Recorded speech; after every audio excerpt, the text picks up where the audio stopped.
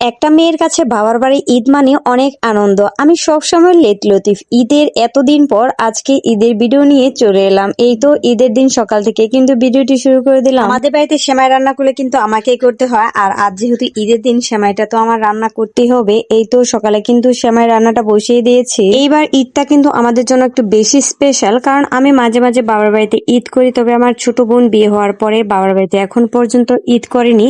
তবে এইবার একসাথে দুই বোন কিন্তু বাবার বাড়িতে ঈদ করতেছি। যেহেতু সবাই মিলে একসাথে ঈদ করতেছি, আনন্দ তো হওয়ারই কথা, ঠিক না? ঈদ চলে গেছে 15 দিন হয়ে গেল, তবে ঈদের ভিডিওটা আপলোড দিতে দিতে কিন্তু আমার অনেক দেরি হয়ে গেল। আসলে বাড়িতে গেলে আমার সেইভাবে নিয়ম মেনে ভিডিও আপলোড করা হয় না। এই ভিডিওটা কিন্তু এডিট করা হয়েছে অনেক আগেই, তবে শুধু ভয়েস দিতে পারিনি বলেই কিন্তু ভিডিওটা আপলোড দিতে পারিনি। কারণ বাড়িতে এতগুলো বাচ্চা কাচ্চা হাউ কাউ দেখা যায় সারাদিন লেগে আছে কথাবার্তা, ভিডিওতে একদম ভয়েস দিতে পারে না। আর তাছাড়া ঈদের পরের দিন থেকে ঘোরাঘুরি নিয়ে এতটাই ব্যস্ত ছিলাম যে সেইভাবে পেজে সময় দিতে পারিনি। তবে যেহেতু এখন বাসায় চলে এসেছি, এখন যে সমস্ত ভিডিওগুলো করা আছে সব ভিডিওগুলো আস্তে আস্তে কিন্তু আপলোড করে দেব। সেমাই কিন্তু অনেক পরিমাণ রান্না করেছি, তবে নুডলসের পরিমাণ কিন্তু অনেকটাই কম, তাই না? আমি জানি না কোন বাড়িতে কেমন, তবে আমাদের বাড়িতে ঈদের দিন দেখা যায় তেমন হচ্ছে সেমাই নুডলস কেউ তেমন খেতেই চায় না, তারপরেও সেমাইটা বেশি পরিমাণ রান্না করি। কারণ ঈদের দিনে চেয়ে ঈদের পরের দিন ফ্রিজে রাখা সেমাইটা কিন্তু খেতে বেশি মজা লাগে। আর নুডলসটা শুধু আমার ছোট বোনের জন্য রান্না করেছি, যেহেতু সে মিষ্টি খেতে পারবে না। সকালে ওঠার পর অনেকক্ষণ পরে এই তো আমার ছোট ছেলেটা কিন্তু উঠে পড়েছে। তার মামা তাকে ঘুম থেকে উঠিয়ে আমার কাছে নিয়ে এলো। যেহেতু কোরবানি ঈদ, নামাজ কিন্তু অনেক তাড়াতাড়ি শুরু হয়ে যায়। এদিকে আমার ছেলে, আমার বোনের ছেলে কিন্তু গোসল করে এই তো মাশাআল্লাহ রেডি হয়ে যাচ্ছে। আর এইদিকে এই তো আমাদের শিফা বুড়িটা কিন্তু তার ভাইদের রেডি হওয়া দেখতেছে, আর সেও রেডি হতে যাচ্ছে। ঈদের দিন সকালে কোথায় কোথায় বৃষ্টি হয়েছে অবশ্যই কমেন্ট করে কিন্তু জানিয়ে দিবেন। আমাদের এখানে কিন্তু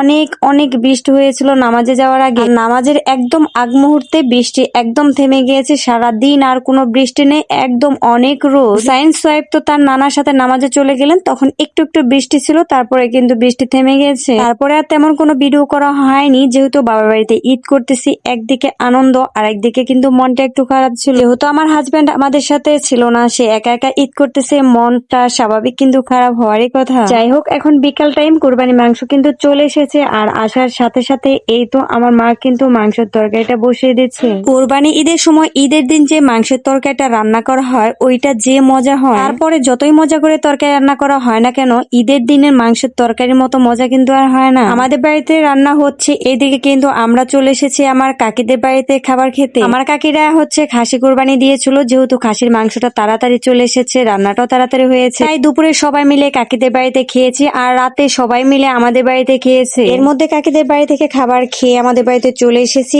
এসে দেখি রান্না শেষ, ওইদিকে ভুড়ি পরিষ্কার করে ভুড়ি সিদ্ধ বসানো হয়েছে। আর কুরবানি ঈদ মাংস প্লেটে উঠিয়ে খাবো না, এটা তো হতেই পারে না। এই তো দেখে রান্নার পর মাংস উঠিয়ে সবাই মিলে কিন্তু খাচ্ছি। আজকে এখানে বিদায় নিচ্ছি।